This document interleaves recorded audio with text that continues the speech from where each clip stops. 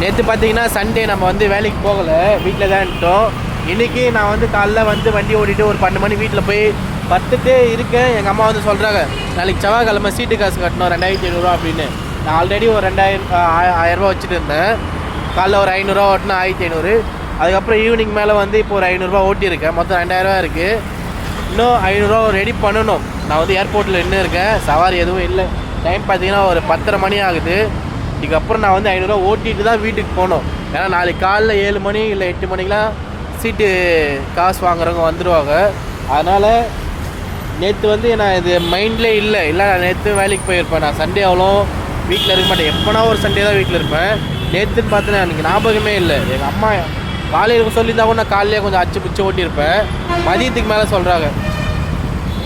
அதான் ரொம்ப ஒரு மாதிரி கஷ்டமாக இருக்குது, என்னடா இது அப்படின்னு. ஒரு 500 இன்னும் 500 ரெடி பண்ணோம், பண்ணிடுவோம்னு நினைக்கிறேன். ஒரு 12 மணிக்குள்ளே பண்ணிடலான்னு நினைக்கிறேன். Okay, by.